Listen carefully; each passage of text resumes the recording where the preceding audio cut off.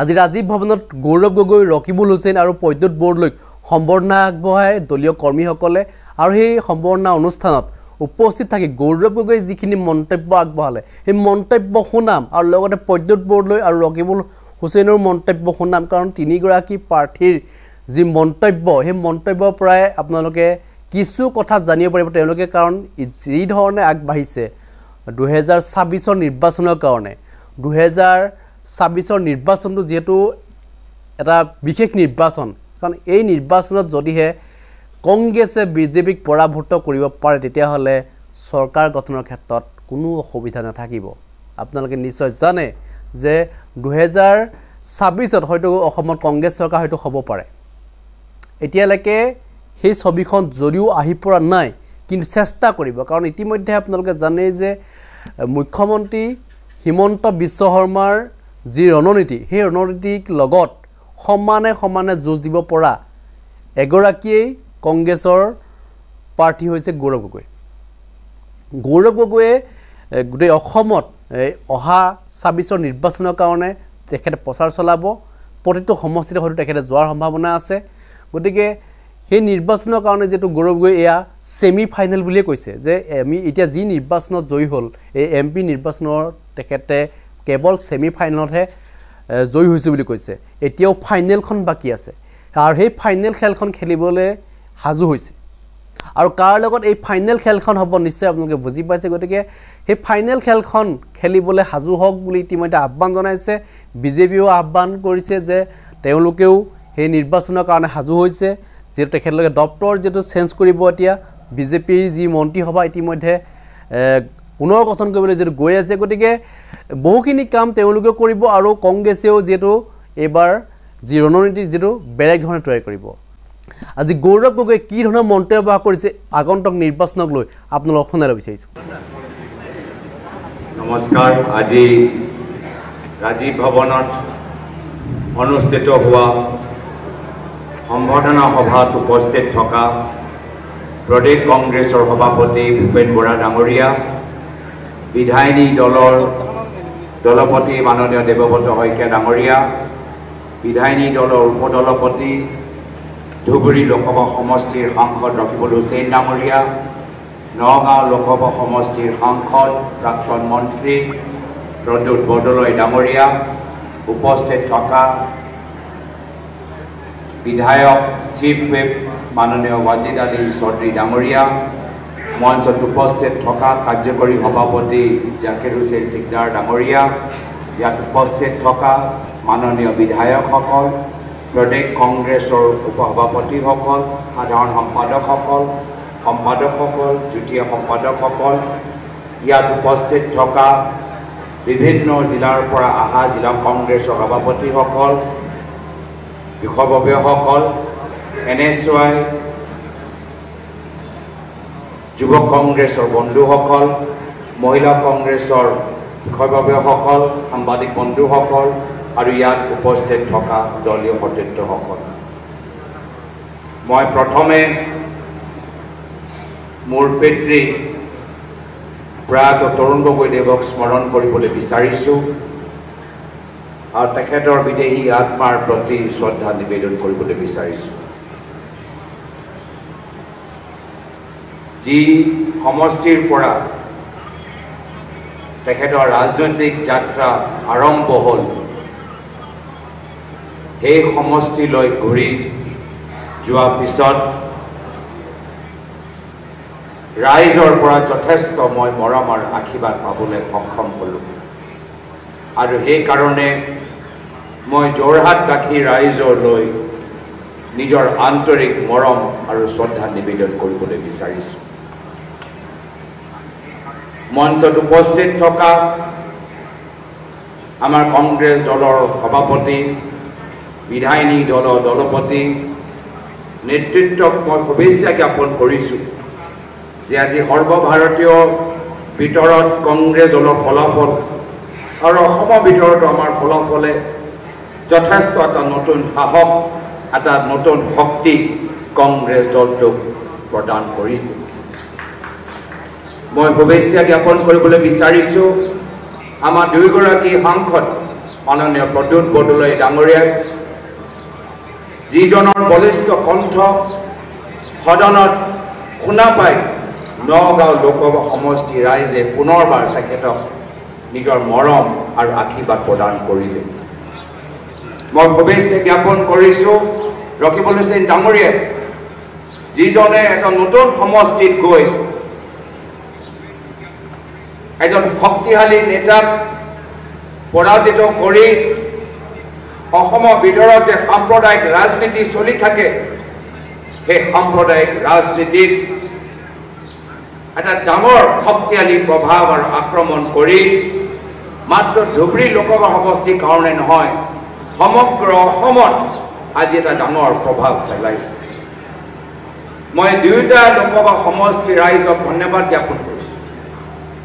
ধুবুৰী লোকসভা সমষ্টি ৰাইজক মই ধন্যবাদ জ্ঞাপন কৰিছোঁ। আজি তেখেতৰ বিবেকবোধভাৱে আজি AIUDF দল নাইকিয়া হৈ গ'ল আৰু AIUDF দলৰ নাইকিয়া হৈ যোৱা মানে পৰৱৰ্তী সময়ত আমাৰ বিধানসভাত কোনো AIUDF দলৰ প্ৰাৰ্থী থিয় হৈ আমাক কংগ্ৰেছ দলটো ক্ষতি কৰিব নোৱাৰে। যি আমাৰ 2016 চনৰ নিৰ্বাচনত হ'ল যেতিয়া তেওঁলোকে আমগুৰিত প্ৰাৰ্থী দি আমাৰ আমগুৰি প্ৰাৰ্থীগৰাকী তেওঁলোকে পৰাজিত কৰিলে এতিয়া সেই AIUDF দলৰ উজনি অসম মধ্য অসম বৰাক নামনি অসমত আমাক ক্ষতি কৰা সেই ক্ষমতাটো নাই। মই তাৰ বাবে ধুবুৰী লোকসভা সমষ্টিৰ ৰাইজক মই নিজৰ আন্তৰিক মৰম আৰু শ্ৰদ্ধা নিবেদন কৰিছোঁ। কিন্তু যদি বাস্তৱভাৱে আমি অসমক সাম্প্ৰদায়িক ৰাজনীতিৰ পৰা মুক্তি দিয়াবলৈ বিচাৰোঁ যদি বাস্তৱভাৱে অসমত আমি এটা শান্তি আৰু সম্প্ৰীতি এটা অসম গঢ়ি তুলিবলৈ বিচাৰোঁ যদি সঁচাকৈ আমি আগৰ দৰে প্ৰাক্তন মুখ্যমন্ত্ৰী প্ৰয়াত তৰুণ গগৈদেৱৰ অসম যদি আমি ঘূৰাই আনিবলৈ বিচাৰোঁ তেতিয়া ভৱিষ্যত আমাক আৰু কাম কৰিবলগীয়া আছে। আৰু সেইকাৰণে মই কৈছোঁ যে আপোনালোকৰ বাবে মই নাজানো কিন্তু মোৰ বাবে মোৰ নিৰ্বাচন শেষ হোৱা নাই।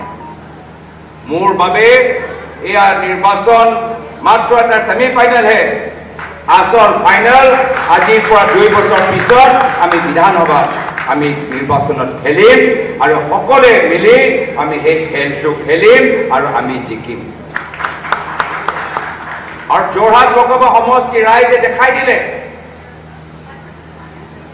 যে এজন ৰাজনৈতিক অভিভাৱক নহ'লেও যদি ৰাইজে সিদ্ধান্ত লৈ লয় যদি ৰাইজে নেতৃত্ব লৈ লয় তেতিয়া ৰাইজে বিজেপিক পৰাজিত কৰা সেই ক্ষমতা সেই শক্তি অসমৰ জনসাধাৰণৰ ওচৰত আছে।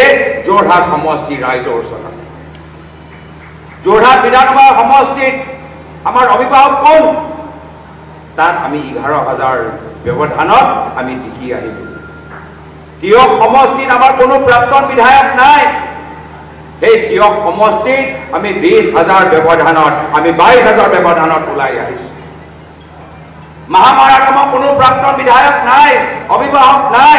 সেই মহামাৰা সমষ্টিত আমি 9,000 ব্যৱধানত আমি ওলাই আহিছোঁ। সোণাৰীত মোৰ ৰাজনৈতিক বিৰোধী নিজৰ গৃহ সমষ্টি আজি তাত আমি 10,000 ব্যৱধানত ওলাই আহিছোঁ। তো সেইটোৱে আমাক এটা শিক্ষা দিয়ে যে যেতিয়া ৰাইজে নিজে ওলাই আহি ৰাইজে যেতিয়া নিৰ্বাচন খেলিবলৈ আহে শেষত গৈ ৰাইজৰ জয় হ'বই। আজি ভাৰতবৰ্ষত আমি সেইটোৱে দেখা পাইছোঁ। উত্তৰ প্ৰদেশত সেইটোৱে আমি দেখা পাইছোঁ। উত্তৰ প্ৰদেশত বিজেপি ৰাজ্যৰ চৰকাৰ উত্তৰ প্ৰদেশত কেন্দ্ৰত বিজেপি চৰকাৰ কিন্তু উত্তৰ প্ৰদেশৰ ৰাইজে সাম্প্ৰদায়িক ৰাজনীতিৰ বিৰুদ্ধে নেতৃত্ব লৈ আজি তেওঁলোকে বিজেপিক যথেষ্ট দুৰ্বল কৰিছে। এটা চমু উদাহৰণ দিবলৈ বিচাৰিছোঁ। আজি ৰাহুল গান্ধী ডাঙৰীয়াৰ ভোটৰ ব্যৱধান আৰু প্ৰধানমন্ত্ৰী নৰেন্দ্ৰ মোদী ডাঙৰীয়াৰ ভোটৰ ব্যৱধান তুলনা কৰক। উত্তৰ প্ৰদেশত তুলনা কৰক ৰাহুল গান্ধী ডাঙৰীয়া উত্তৰ প্ৰদেশৰ ৰায়বৰেলী লোকসভা সমষ্টিৰ পৰা 1.6 লাখ ব্যৱধানত জিকি আহিছে আৰু প্ৰধানমন্ত্ৰী নৰেন্দ্ৰ মোদী ডাঙৰীয়া বাৰাণসী লোকসভা সমষ্টিৰ পৰা 1.5 লাখ ভোটৰ ব্যৱধানতে জিকি আহিছে ৰাহুল গান্ধী ডাঙৰীয়া ব্যৱধান আজি নৰেন্দ্ৰ মোদী ডাঙৰীয়াতকৈ বেছি উত্তৰ প্ৰদেশ যেনেকুৱা ৰাজ্যত আমি দেখা পাইছোঁ তো সেইটোৱে আমাৰ লোকৰ কাৰণে এটা প্ৰেৰণা যে আহা বিধানসভা নিৰ্বাচনত যদি ৰাইজ একগোট হৈ যায় যদি ৰাইজে নেতৃত্ব লৈ লয় যদি ৰাইজে মন বনাই লয় তেতিয়া কংগ্ৰেছৰ নেতৃত্বৰ চৰকাৰ হ'বলৈ যাবই মই অলপ সময় ধুবুৰী নগাঁও আৰু যোৰহাট সমষ্টি বাদ দি আমাৰ বাকীকেইটা সমষ্টিৰ কথাও মই ক'বলৈ বিচাৰোঁ আমি যদিও তিনিগৰাকী সাংসদসকলক শুভেচ্ছা আমি দিছোঁ কিন্তু মোৰ মতে আমি 14জন আমি প্ৰাৰ্থীক শুভেচ্ছা দিব লাগে আজি বৰপেটাত দিব্যায়ন ডাঙৰীয়া কষ্ট কৰিছে আমি দিব্যায়ন ডাঙৰীয়াকো শুভেচ্ছা জ্ঞাপন কৰিব লাগে আৰু বৰপেটা লোকসভা সমষ্টি আমাৰ কংগ্ৰেছ কৰ্মীখিনিকো শুভেচ্ছা দিব লাগে আজি দৰঙত আমি আমাৰ মাধৱ ৰাজবংশী ডাঙৰীয়াকো শুভেচ্ছা জ্ঞাপন কৰিব লাগে আৰু দৰং লোকসভা সমষ্টি অন্তৰ্গত প্ৰত্যেক কংগ্ৰেছ কৰ্মীখিনিকো আমি শুভেচ্ছা জ্ঞাপন কৰিব লাগে একেৰাহে কৰিমগঞ্জ একেৰাহে শিলচৰ একেৰাহে কাৰ্বি আংলং একেৰাহে গুৱাহাটী একেৰাহে কাজিৰঙা একেৰাহে শোণিতপুৰ একেৰাহে লখিমপুৰ একেৰাহে ডিব্ৰুগড়ত মই চাৰিওফালে ভ্ৰমণ কৰিছোঁ চাৰিওফালে আমাৰ কংগ্ৰেছৰ প্ৰাৰ্থী জোৰদাৰ যুঁজ দিছে আৰু কংগ্ৰেছৰ কৰ্মীখিনি নিষ্ঠাৰে কংগ্ৰেছ কৰিছে মই এই মঞ্চৰ পৰা সমগ্ৰ আমাৰ অসমবাসী কংগ্ৰেছ কৰ্মীখিনিক ধন্যবাদ আৰু শুভেচ্ছা জ্ঞাপন কৰিছোঁ আৰু প্ৰত্যেক প্ৰাৰ্থীসকলক ক'বলৈ বিচাৰিছোঁ যে নিৰ্বাচনত হাৰা জিকা থাকেই কিন্তু আপোনালোকে যিদৰে নিৰ্বাচন খেলিলে আমি সকলোৱে গৌৰৱ অনুভৱ কৰিছোঁ কাকো দুখিত হ'ব নালাগে সকলোৱে আগুৱাই যাব লাগে আৰু বেছি জিৰণি ল'বও নালাগে বেছি আনন্দত আমাক শুভেচ্ছা দি দি দি আমাৰ বিজয় যাত্ৰা কৰাই আমাক এলাহ কৰিব নালাগে আমাৰ এই প্ৰতিযোগিতা হৈ গ'ল যিমান আনন্দ কৰিব লাগে আমি কৰিলোঁ আমাৰ ভৱিষ্যতলৈ চাব লাগে ভৱিষ্যত আমাৰ পঞ্চায়ত নিৰ্বাচন আহি আছে আমি এতিয়াৰ পৰা পঞ্চায়ত নিৰ্বাচনৰ কাৰণে আমাৰ প্ৰস্তুত হ'ব লাগিব এতিয়াৰ পৰা লোকসভা নিৰ্বাচনৰ পৰা বুথ পৰ্যায় আমি আমাৰ অধ্যয়ন কৰি এতিয়াৰ পৰা আমাক পঞ্চায়ত নিৰ্বাচনৰ কাৰণে আমাক তৈয়াৰ হ'ব লাগিব বিভিন্ন সময়ত দলৰ নেতৃত্বই যি মোক নিৰ্দেশ দিছে মই পালন কৰিছোঁ প্ৰথমবাৰ যেতিয়া মই 2014 চনত সাংসদ হ'লো মোক জুনিয়ৰ স্পোক্সপাৰ্চন বনাইছিলে জুনিয়ৰ স্পোক্সপাৰ্চন বা চিনিয়ৰ স্পোক্সপাৰ্চন বনালে চিনিয়ৰ স্পোক্সপাৰ্চনৰ পৰা মোক বিভিন্ন ৰাজ্যৰ স্ক্ৰিনিং কমিটি সদস্য দিলে স্ক্ৰিনিং কমিটি সদস্য পিছত ইনচাৰ্জ হিচাপে বংগাল আৰু পশ্চিম বংগাল আৰু মণিপুৰৰ দায়িত্ব দিলে স্ক্ৰিনিং পশ্চিম বংগ তত্ত্বাৱধায়কৰ পিছত মোক সদনৰ ভিতৰত এই ঐতিহাসিক দলৰ উপদলপতি হোৱা এটা মোক সৌভাগ্য দিলে তাৰপিছত মোক যোৱা বছৰ ৰাজস্থানৰ স্ক্ৰিনিং কমিটিৰ চেয়াৰমেন বনালে CWC কমিটিৰ সদস্য বনালে এইবাৰ যোৰহাটৰ সমষ্টিত আজি প্ৰাৰ্থী হ'বলৈ মোক নিৰ্দেশ দিলে মোৰ দলৰ নেতৃত্বই যি নিৰ্দেশ দিছে মই পালন কৰিছোঁ কিন্তু মই দলৰ নেতৃত্বক এটাহে কথা মই ক'বলৈ বিচাৰোঁ যে হ'ব পাৰে এই বছৰ দিল্লী আৰু হাৰিয়ানা আৰু মহাৰাষ্ট্ৰত গুৰুত্বপূৰ্ণ নিৰ্বাচন হ'ব আৰু হ'ব পাৰে দিল্লীতো আমাৰ চৰকাৰ হ'ব হাৰিয়ানাৰ চৰকাৰ হোৱাটো খটাং আৰু মহাৰাষ্ট্ৰত য'ত আমি আটাইতকৈ বেছি সাংসদ আমি জিকি আহিবলৈ সক্ষম হৈছোঁ মহাৰাষ্ট্ৰত আমাৰ কংগ্ৰেছ নেতৃত্বৰ চৰকাৰ হ'বলৈ গৈছে কিন্তু লগে লগে আজিৰ পৰা 2 বছৰ পিছত আমাৰ বিধানসভা নিৰ্বাচন আছে মই দলৰ নেতৃত্ব বিনম্ৰভাৱে অনুৰোধ কৰিছোঁ মোক যোৰহাট লোকসভা সমষ্টিত সাংসদ হিচাপে অসমৰ ভিতৰত মোক 2 বছৰ এৰি দিয়ক মই কংগ্ৰেছ দলটোক সেৱা কৰিবলৈ বিচাৰোঁ চাৰিওফালে আমাক ৰাইজৰ ওচৰত গৈ ৰাইজক সাহস দিবলৈ বিচাৰোঁ আজি মানুহৰ হৃদয়ত এটা ভয় আছে যে বৰ্তমানৰ যে অৱশাসন আছে বৰ্তমান যে অত্যাচাৰ চলাই আছে ৰাইজৰ মনত যে ভয় আছে এই ভয়টো দূৰ কৰিবলৈ হলে আমি সকলোৱে একগোট হৈ দিনে ৰাতি কষ্ট কৰিব লাগিব মই দুঃখিত কি যি সময়ত ভূপেন বৰা ডাঙৰীয়া বিধায়িনী দলৰ দলপতি দেৱব্ৰত শইকীয়া ডাঙৰীয়া তেওঁলোকে যোৱা বছৰ উজনি অসমত বাগানে বাগানে তেওঁলোকে প্ৰচেষ্টা চলাইছিল আৰু বাগানৰ আমাৰ ভোট আমি পাইছোঁ সেই সময়ত মই অসমৰ বাহিৰত আছিলোঁ মই দুঃখিত কি যি সময়ত ভূপেন বৰা ডাঙৰীয়া বিধায়িনী দলৰ দলপতি প্ৰদ্যুৎ বৰদলৈ ডাঙৰীয়া ভৰত নৰহ ডাঙৰীয়া উত্তৰ অসমৰ চাঙে চাঙে প্ৰগ্ৰাম চলাইছিল মই সেই সময়ত মই তেখেতৰ লগত থাকিব নোৱাৰিলোঁ যুৱ কংগ্ৰেছে তেওঁলোকে ভাৰত জোড়ো যাত্ৰা কৰিলে হাইলাকান্দিত গ'ল তাত মই থাকিব নোৱাৰিলোঁ মই সেইকাৰণে দুঃখিত যে যিমান সময় মই অসম কংগ্ৰেছক দিব লাগে যিমান সময় অসমক দিব লাগে মই দিব নোৱাৰিলোঁ আৰু সেইকাৰণে যদিও বিভিন্ন পদবীৰ কাৰণে ইতিমধ্যে চৰ্চা মোৰ নাম লৈ চলি আছে মই বিনম্ৰভাৱে অনুৰোধ কৰিছোঁ মোক আৰু একো নালাগে কোনো পদবী নালাগে মোক মাত্ৰ অসমত মোক এৰি দিয়ক মোক কোনো পদবী নালাগে যোৰহাটৰ ৰাইজে যি মৰম আৰু যি উপহাৰ দিছে তাতকৈ ডাঙৰ কোনো পদবী হ'ব নোৱাৰে মাজুলীত গ'লে এনেকুৱা এটা ফূৰ্তি মই পাওঁ এনেকুৱা এটা আনন্দ এটা পাওঁ এনেকুৱা এটা সাহস এটা পাওঁ মোক আৰু তাতকৈ ডাঙৰ আৰু একো পুৰস্কাৰ নালাগে মোৰ মাত্ৰ এটাহে উদ্দেশ্য যে অসমৰ ৰাইজ আজি ভয়ত আছে লোকতন্ত্ৰ আজি সুৰক্ষিত নহয় আমি এই নিৰ্বাচনৰ জৰিয়তে মাজত দেখা পাইছোঁ কিমান আমাৰ কংগ্ৰেছ কৰ্মীখিনিক অত্যাচাৰ কৰিলে কিমান আমাৰ কংগ্ৰেছ কৰ্মীলৈ পুলিচৰ জৰিয়তে ভাবুকি দিলে আমি নিজে দেখা পাইছোঁ যে কেনেদৰে তেওঁলোকৰ তৰংগা মন্তব্য জৰে আমাৰ অসমৰ মানুহৰ মনবোৰ বেয়া কৰিবলৈ তেওঁলোকে চেষ্টা কৰিলে আমি অসমত শান্তি ঘূৰাই আনিবলৈ বিচাৰোঁ এয়া হৈছে আমাৰ লোকৰ উদ্দেশ্য শ্ৰদ্ধাৰ আমাৰ দলৰ সতীৰ্থসকল আজি আপোনালোকে আমাক শুভেচ্ছা দিছে মই ভাল পাইছোঁ কিন্তু যদি আমি এক মাহ আমি যদি ফূৰ্তিয়ে কৰি থাকোঁ এক মাহ যদি বিজয় যাত্ৰা আমি আয়োজন কৰিয়ে থাকোঁ তেতিয়া পঞ্চায়তৰ কাৰণে কেতিয়া তৈয়াৰী কৰিম লোকসভা সমষ্টিৰ কাৰণে কেতিয়া তৈয়াৰী কৰিম মই ভাবোঁ ৰাজীৱ ভৱনত সকলে আহি আমাক মৰম দিলে আমাক আশীৰ্বাদ দিলে ইয়াতকৈ আৰু ডাঙৰ আমাক আৰু একো পুৰস্কাৰ নালাগে আহক আমি সকলোৱে কংগ্ৰেছ হৈ আমি বৃহত্তৰ কংগ্ৰেছ পৰিয়াল হৈ আহক আমি পৰৱৰ্তী সময়ত অসমৰ ৰাইজে আমাৰ পৰা যি আশা কৰে সেই আশা মৰ্মে আমি কাম কৰি যাওঁ আৰু নিশ্চয় অসমৰ ৰাইজৰ আশীৰ্বাদ আমাৰ লগত থাকিব এইখিনিয়ে কথা কৈ মই ইয়াতে নিজৰ চমু দুআষাৰ সামৰিছোঁ ধন্যবাদ জয় হিন্দ জয় ৰাজনীতিত এই AIUDF নামৰ দলটো অজৰুদ্দিন আজমল চাহাবক সেই সৰু দুনিয়াৰ প্ৰতিভূ হিচাপে তেওঁলোকে স্থাপন কৰিছিলে কিন্তু দুয়োটা সাম্প্ৰদায়িক শক্তিৰ মাজত আমি জানো যে এটা ভিতৰুৱা বুজাপৰা সদায় আছিলে কিন্তু এইটো নিৰ্বাচনত এই যে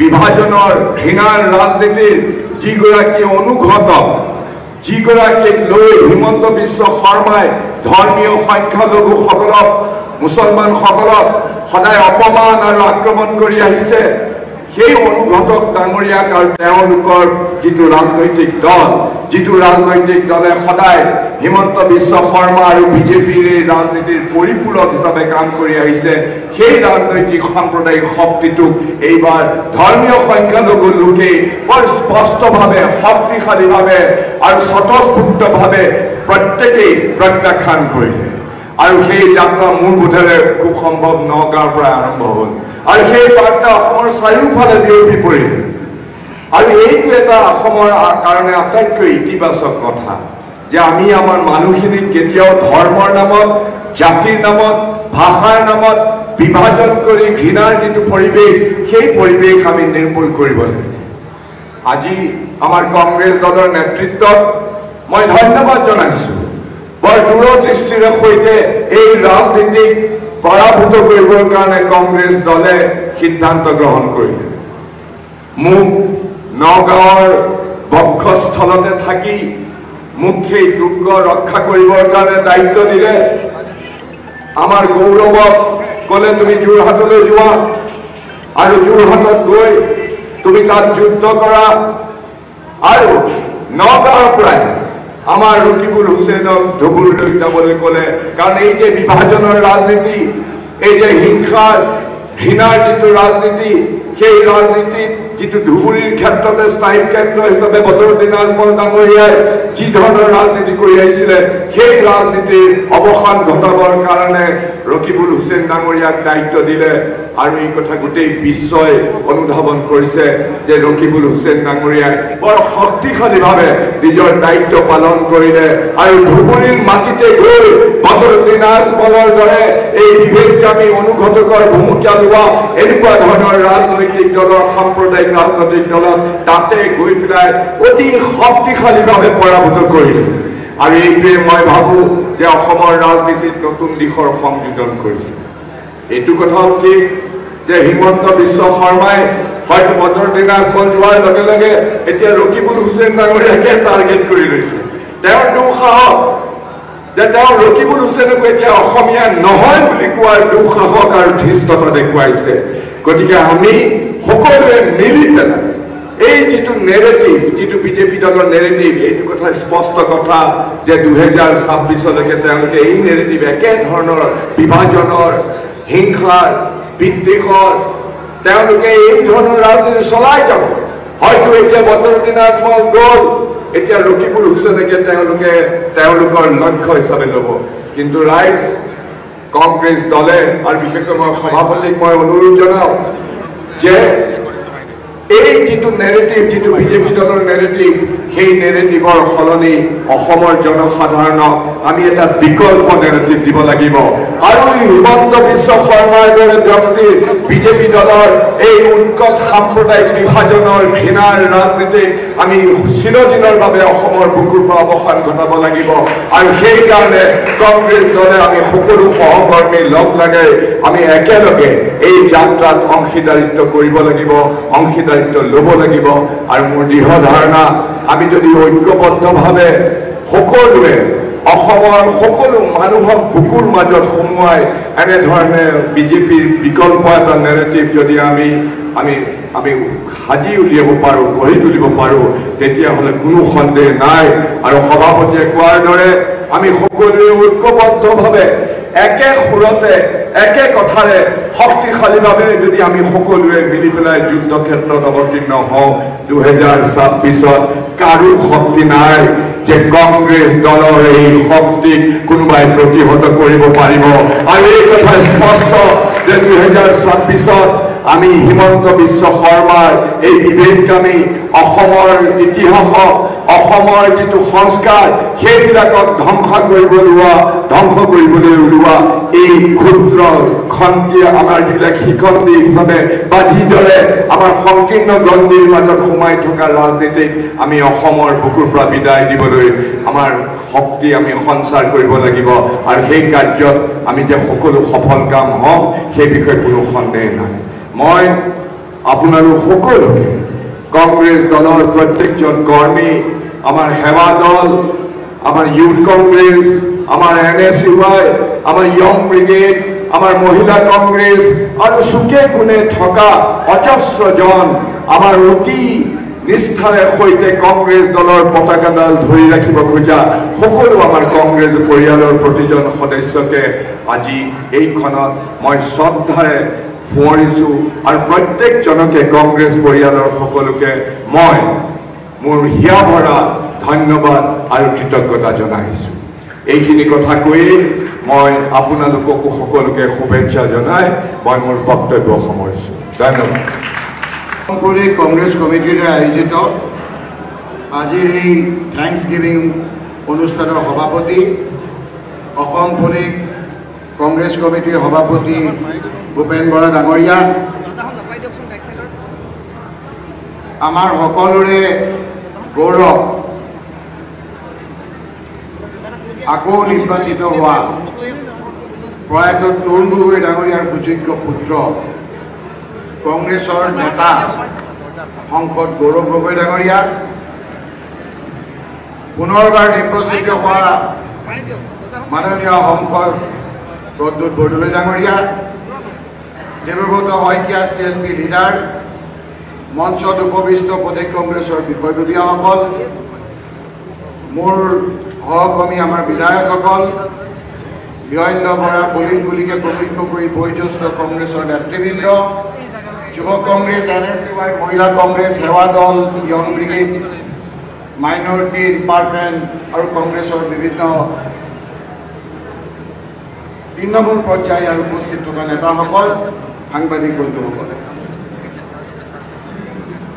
মই প্ৰথমেই সমূহ কংগ্ৰেছ কৰ্মী বন্ধুসকলক, যিসকলে আশাসুলীয়া প্ৰচেষ্টাৰ ফলশ্ৰুতিত কেৱল আমাৰ এই 3জন সাংসদে নহয়, গোটেই অসমতে এটা ভাল ফলাফল দিবৰ কাৰণে সক্ষম হৈছে। এই তৃণমূল পৰ্যায়ৰ কংগ্ৰেছৰ নেতাসকলক মই ধন্যবাদ আৰু কৃতজ্ঞতা জ্ঞাপন কৰিছোঁ। মই ধুবুৰী লোকসভাৰ প্ৰতিজন নাগৰিকক, ধুবুৰী লোকসভাৰ বিধায়কসকলক, ধুবুৰী লোকসভাৰ অন্তৰ্গত জিলা কংগ্ৰেছৰ সভাপতিসকলক, জিলা কংগ্ৰেছ, ব্লক কংগ্ৰেছ, মণ্ডল কংগ্ৰেছ আৰু একেবাৰে তৃণমূল পৰ্যায়ৰ আমাৰ বুথ কমিটিৰ লোকসকলকো, যিসকলে আশাসুলীয়া প্ৰচেষ্টাৰ ফলশ্ৰুতি গোটেই ভাৰতবৰ্ষৰ টেকথক্য ভোটত মোক আজি কংগ্ৰেছ দলক জিকোৱাৰ কাৰণে আজি গৌৰৱ আনি দিবলৈ সক্ষম হৈছে, সেইসকলক ধন্যবাদ আৰু কৃতজ্ঞতা জনাইছোঁ। সেইসকলক মই ধন্যবাদ জনাইছোঁ। যুৱ কংগ্ৰেছ, NSUI, মহিলা কংগ্ৰেছ, সেৱা দলৰ সহকৰ্মী বন্ধুসকলক দিনে নিশাই কাম কৰিছোঁ। 3টা মাহ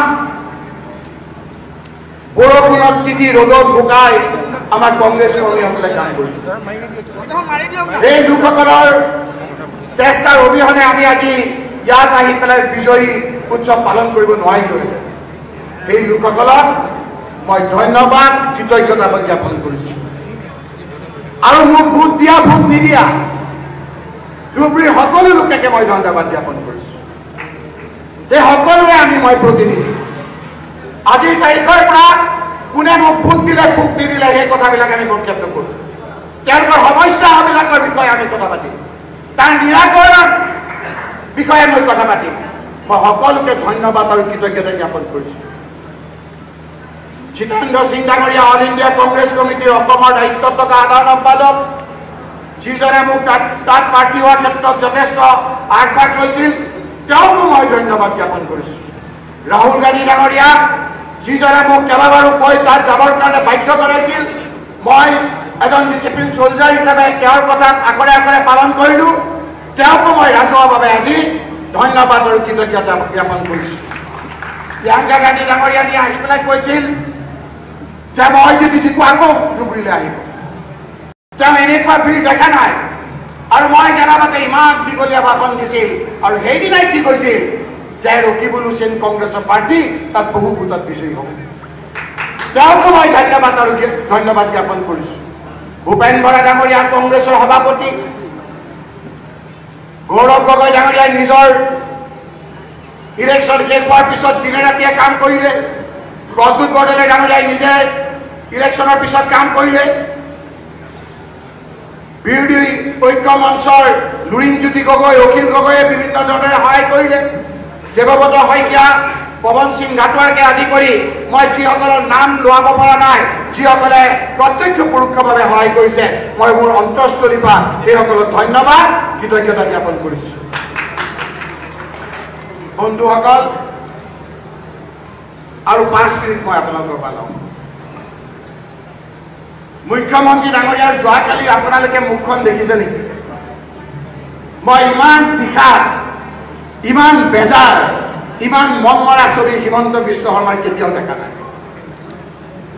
কালি তেওঁ ইংগিত পাই গৈছে, আৰু সেইকাৰণে বহু অংক কৰি তেওঁ দেখিছে যে এইবাৰ আৰু নেচেল 26ৰ আগতে যে তেওঁ কাটি যাব, সেই কথা তেওঁ গম পাই গৈছে। আৰু সেইকাৰণে তেওঁ দেখিছে যে গৌৰৱ গগৈ ডাঙৰীয়া জিকাৰ পাছত মই ধুবুৰীত থাকি এটা উক্তি দিছিলোঁ। সেই উক্তি দিয়াৰ পিছত মোৰ মনটো অলপ ভাল লগাবৰ কাৰণে তেওঁ ক'লে যে আজিৰ দিনটো ৰকিবুল হুছেইনৰ দিন। আজি ৰকিবুল হুছেইনৰ নায়ক, ৰকিবুল হুছেইন হিৰো। মই টোপনি নাছিলো, মই উচপ খাই উঠিলো। এইটো কি কথা? মোৰ দিন বেয়ালে আহি গ'ল। তাৰমানে মই কেতিয়াই বুজিলো যে যেতিয়া হিমন্ত বিশ্ব শৰ্মাই কাৰোবাক হিৰো কৈছে, দুদিন পিছত তেওঁ জিৰো হ'ব। মই ভয়ত কষ্টমান হৈ লগে লগে মই ক'লো যে হিমন্ত বিশ্ব শৰ্মা ডাঙৰীয়া, আপোনাৰ জালত মই ভৰি নিদিওঁ। মোৰ মনটো আপুনি ভাল লগাব নালাগে। এইবাৰ এনেকুৱা জাল ৰকিবুল হুছেইনে কৰিব, আপোনাৰ দুইখন ভৰি তাত সোমোৱাই চটপট লগাই আপোনাক আপুনি হৰুৱাব। মই কৈছিলো যে আপুনি উত্তৰ দিয়ক। নিৰ্বাচনৰ আগত কৈছিল মুখ্যমন্ত্ৰী ডাঙৰীয়া, গৌৰৱ গগৈ যোৰহাটত হাৰিব। আজিকালি ছ'চিয়েল মিডিয়াৰ যুগ নহয়, আমাৰ কথা শুনি আছে তেখেতে। মুখ্যমন্ত্ৰী ডাঙৰীয়া, আপুনি কৈছিল গৌৰৱ গগৈ ডাঙৰীয়া যোৰহাটত হাৰিব। গৌৰৱ গগৈ ডাঙৰীয়া যোৰহাটত জিকিলে, আপুনি তাৰ উত্তৰ দিয়ক। আপুনি কৈছে ৰকিবুল হুছেইনক প্ৰথমে হিৰো বনালে, তাৰপিছত ক'লে অশনি সংকেত অসমীয়া জাতিৰ কাৰণে, অশনি সংকেত মুখ্যমন্ত্ৰী হিমন্ত বিশ্বৰ কাৰণে। কিয় জানে? সকলোতকে বেজাৰ হ'ল যে বদৰুদ্দিন আজমল ডাঙৰীয়া হাৰি গ'ল। বদৰুদ্দিন আজমল ডাঙৰীয়া হাৰা মানে হিমন্ত বিশ্ব শৰ্মাৰ চকী লৰি গ'ল, আপোনালোকে জানিব। সেইকাৰণে তেওঁৰ সকলোতকে আজি অশনি সংকেত আজি হিমন্ত বিশ্ব শৰ্মা। হিমন্ত বিশ্ব শৰ্মা ডাঙৰীয়া, আপুনি বিভিন্ন ধৰণৰ বেয়া কথা কৈছে। আজি গৌৰৱ গগৈ ডাঙৰীয়াৰ যোৰহাট সমষ্টিৰ ডিমৌ সমষ্টিৰ খবৰ কি আপুনি দিয়ক ৰাইজক। হাৰিব বুলি কৈছিল। ডিমৌ জিকিবৰ কাৰণে আপুনি ডিলিমিটেশ্যনত বনাই লৈছিল। ডিমৌ ৰাইজে আপোনালোকক প্ৰত্যাখ্যান কৰিলে, তাৰ উত্তৰ দিয়ক। ডিমৌ ৰাইজখিনি অসমীয়া নহয় নেকি? হিমন্ত বিশ্ব শৰ্মা ডাঙৰীয়া, হিমন্ত বিশ্ব শৰ্মা ডাঙৰীয়া, তৰুণ গগৈক আপুনি কন্দুৱাইছিল, এতিয়া আপোনাৰ কান্দাৰ পাল। ৰাইজে বেয়া পাইছে আপোনাক। অকল কি ডিমৌ নেকি? মা মৰাৰ খবৰ কি? তাত অসমীয়া জাতিৰ অস্তিত্ব আছে নে নাই? আপোনাৰ লিডাৰশ্বিপত বিজেপিক মা মৰাক ৰিজাইন কৰিছে ৰাইজে। সোণাৰী ৰাইজে গুজৰাট কৰিছে। সোণাৰী ৰাইজ অসমীয়া জাতি নহয় নেকি? আপুনি উত্তৰ দিয়ক। শিৱসাগৰ এছেম্বলি ৰাইজে আপোনাক ৰিজেক্ট কৰিছে। নাজিৰা ৰাইজে আপোনাক ৰিজেক্ট কৰিছে। মৰিয়নি ৰাইজে ৰিজেক্ট কৰিছে। তিয়কৰ ৰাইজে ৰিজেক্ট কৰিছে। তিতাবৰত বাৰু ৰিজেক্ট কৰিয়ে থাকে আপোনাক। এটা সমষ্টিত অলপ ভোটত জিকিছে, সেই সমষ্টিটো গৌৰৱ গগৈ ডাঙৰীয়াই কৈছে গোটেই সমষ্টিকেইটাতকৈ মোৰ বেছি আপোন। তাৰ পৰা আমাক খবৰ দিছে মুখ্যমন্ত্ৰী ডাঙৰীয়া, আপোনাৰ উৎপাত সেই সমষ্টি ৰাইজে বেয়া পায়। অহাবাৰ অসমৰ সকলোতকৈ বেছি ভোটত তাত জিকিব কংগ্ৰেছৰ পাৰ্টি। এই গোটেই কথাটো অংক কৰি আজি হিমন্ত বিশ্ব শৰ্মাই দেখিছে যে তেওঁ আজিকালি চাবচোন, তেওঁ প্ৰথমে থিয় হৈ বহি দিয়ে। আজিকালি বহাৰ আগত চকীখন ভালকে ধৰি থয়, কাৰণ কোন তেওঁৰ লগত থকা পুৰণা বিজেপিয়ে তেওঁৰ 4টা কোটি কাটি থয় ঠিক নাই, কেতিয়া সামগ্ৰিকে কৰে তেওঁ ঠিক নাই।